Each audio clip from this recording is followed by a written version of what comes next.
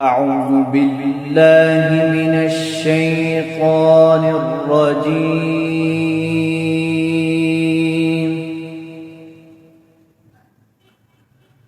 بسم الله الرحمن الرحيم.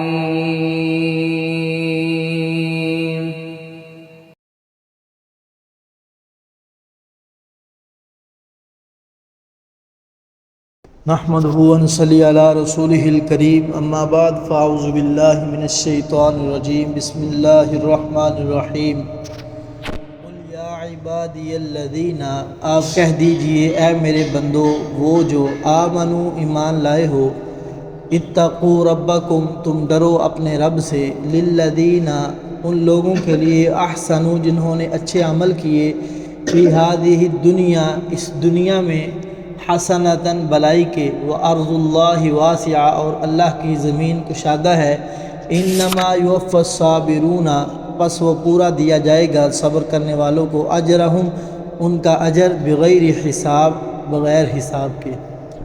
اللہ رب العالمین اس سورہ مبارکہ کے شروع سے ہی اپنی توحید کا پیغام لوگوں تک پہنچا رہے تھے کہ لوگوں کو توحید کے بارے میں جو ہے باتیں سمجھا رہے تھے۔ اس کے بعد اللہ تعالیٰ نے اپنے وہ بندے کے جو مومن ایمان لانے والے ہیں ان کا ذکر شروع کیا کہ جو ایمان والے بندے ہیں ان کے بارے میں اللہ تبارک و تعالیٰ نے فرمایا کہ ان جو تقوی اختیار کرنے والوں کو میرا پیغام سنا دو، للذین احسنوا فی ہذہ الدنیا حسنہ، دنیا میں جو اچھے اعمال کرتا رہے گا، بلائی کے کام کرتا رہے گا، اللہ رب العالمین انہیں دنیا میں بھی عزت عطا فرمائیں گے، اور کل قیامت کے دن بھی اللہ تعالیٰ کے ہاں جو اجر ہے بغیر حساب بغیر حساب کے ہے، اس اجر کو دیکھ کر دنیا کی تمام تر نعمتیں حقیر تر ہو جائیں گی جو اللہ تعالیٰ قیامت کے دن اپنے مومن نیکی اور بلائی کے کام کرنے والے بندے کو عطا فرمائیں گے۔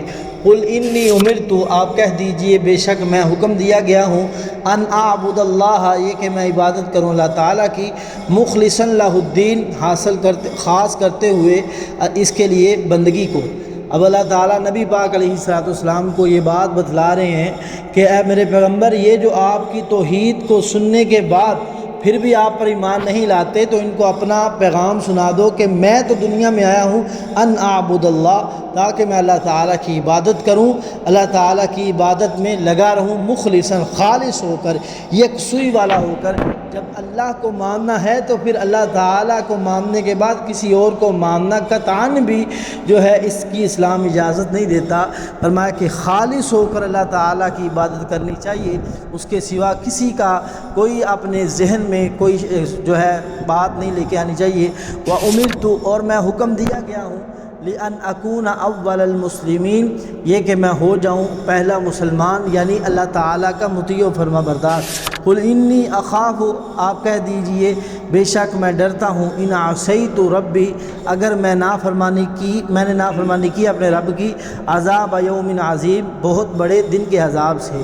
اللہ رب العالمین نے ہر بات، قل اے پیغمبر آپ فرما دیں کہ میں اس دنیا میں کس لیے آیا ہوں، آپ فرما دیں کہ میرا کیا کام ہے، آپ فرما دیں کہ میں دنیا میں اللہ تعالیٰ کے عذاب سے ڈرتا ہوں۔ یہ کس لیے اللہ تعالیٰ نے فرمایا؟ کیا نبی علیہ السلام اللہ کی عبادت نہیں تھے کرتے تھے؟ کیا اللہ کے پیغمبر علیہ السلام مسلمان اللہ کے مطیع و فرما بردار نہیں تھے؟ یقیناً تھے۔ کیا نبی پاک علیہ السلام اللہ کے عذاب سے نہیں ڈرتے تھے؟ یقیناً ڈرتے تھے۔ مقصد یہ ہے کہ اللہ تعالیٰ فرما رہے ہیں پیغمبر آپ اپنی زبان سے ان کو بتلا دیں کہ جب میں اللہ کا رسول ہو کر بھی اللہ کی خالص عبادت کرنے کا پابند ہوں، اور اللہ تعالیٰ کے عذاب سے ڈرنے کا پابند ہوں، اور اللہ تعالیٰ کے لیے فرما برداری کا پابند ہوں، تو پھر عام مسلمان کی کیا حیثیت ہے، عام انسان کی کیا حیثیت ہے کہ کوئی اللہ تعالیٰ کی نافرمانی کرے یا کوئی اللہ تعالیٰ کی عبادت سے روگردانی کرے۔ قطعاً بھی ایسے بندے کو اللہ تعالیٰ معاف نہیں کرنے والے جو اللہ کی عبادت سے منہ پھیرے یا اللہ کے عذاب جو ہے اللہ تعالیٰ کی نافرمانی والے کام کرے۔ اللہ تعالیٰ میں سمجھنے کی توفیق عطا فرمائے۔